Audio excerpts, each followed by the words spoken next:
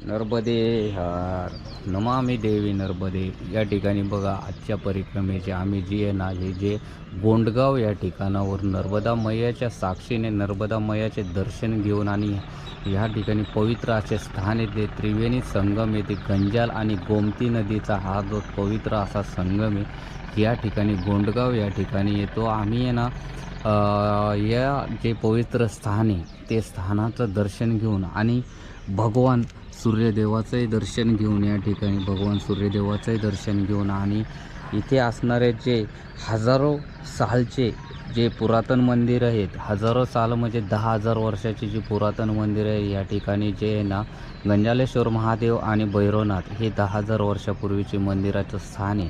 इथे तुम्हाला या ठिकाणी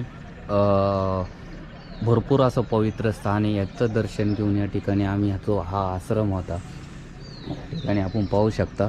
हा आश्रम होता पवित्र अशा स्थानी त्रिवेणी संगमावरती. बरोबर इकडून जी नदी वाहते ह्या साईडनी आपण पाहू शकता. ह्या साईडनी जी नदी वाहते ना इकडनं ती आहे ना गोमती नदी आहे. ही समोर दिसते ही जी तुम्हाला गोमती नदी आहे आणि इकडनं गंजाल नदी आहे, तिला काजल नदी मिळते या ठिकाणी. ह्या दोन नद्या होऊन तिकडे जाऊन नमय्याला मिळतात. ते त्रिवेणी संगम तयार होतो. जसा या ठिकाणी आपल्याला गंगा यमुना सरस्वती आहे ना तेवढं पवित्र स्थान आहे तिथं. एवढं असं पवित्र स्थान आहे या ठिकाणी आणि भगवान सूर्यदेवाचंही दर्शन घेऊन आमच्या परिक्रमेची सुरुवात करतो. हा असा आश्रम होता या ठिकाणी. आश्रम होता संपूर्ण या ठिकाणी आणि दोन भोलेनाथ या ठिकाणी आपण बघू शकतो. बघा इथे भोलेनाथ आहे. हे नसून तुम्हाला ते दुसरं मंदिर दाखवतं. त्यानंतर आम्ही या ठिकाणी हे जी मूर्ती आहे या ठिकाणी हे पाहू शकता. बघा मैयाचं मूर्ती दर्शन घेऊ शकता मैयाची या ठिकाणी. हे बघा ही मैयाची मूर्ती आहे.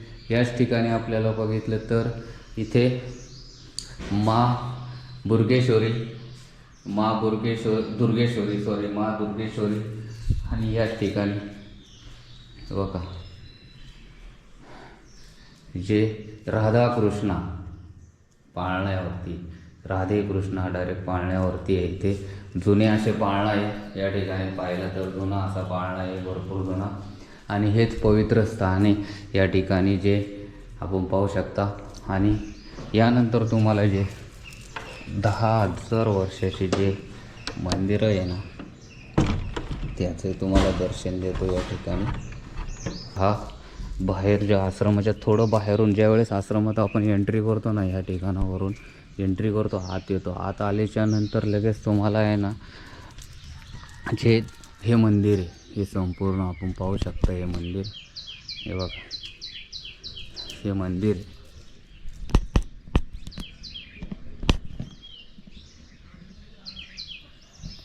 हे बघा आणि त्या बघा हे मंदिर आहे. हे जे मंदिर आहे ना 10,000 वर्षापूर्वीचं मंदिर आहे या ठिकाणी. 10,000 वर्षापूर्वीचं मंदिर आहे ते. गंजालेश्वर महादेव मंदिर आहे. याचं आपण दर्शन घ्या. आणि हे जे गोंडगाव या ठिकाणी त्रिवेणी संगमावरती पहिले आपले द्वारपालजी हे द्वारपालजीचे आपण परमिशन घेऊन या ठिकाणी हे पहा एकदम छोटं लिंग आहे हे बघा. या ठिकाणी आपण दर्शन घ्या. हेच दर्शन 10,000 वर्षापूर्वीचं असं जुनं मंदिर आहे. या मंदिराच्या विशेष म्हणजे कोणत्याही मंदिराच्या समोर भैरवनाथाचं मंदिर नसतं. तेच मंदिर तुम्हाला भैरवनाथाचंही मंदिर या ठिकाणी समोर दिसतंय. ते हे भैरवनाथ जी आहे हे 10,000 वर्षापूर्वीचे मंदिर आहे या ठिकाणी आपण पाहू शकता. तेव्हा भैरवनाथजी आणि इथूनच तुम्हाला भैरवनाथ ह्या ठिकाणावरून तुम्हाला स्पष्ट अशा याच्यामध्ये ना त्रिवेणी संगम असा स्पष्ट दिसतो या ठिकाणी आपण पाहू शकता. या ठिकाणी बघा हे स्पष्ट हे त्रिवेणी संगम.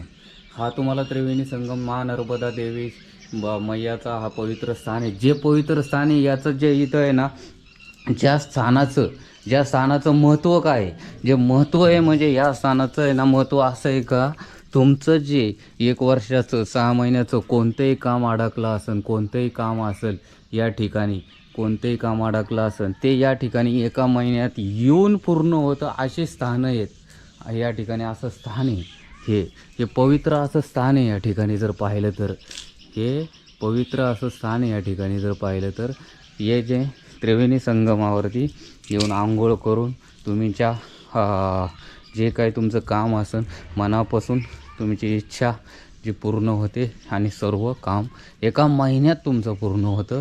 असे पवित्र स्थान आहे या ठिकाणी. आमच्या नर्मदा परिक्रमेची या ठिकाणावरून आम्ही सुरुवात करत आहे आज. नर्मदे हर नर्मदे हर नर्मदे.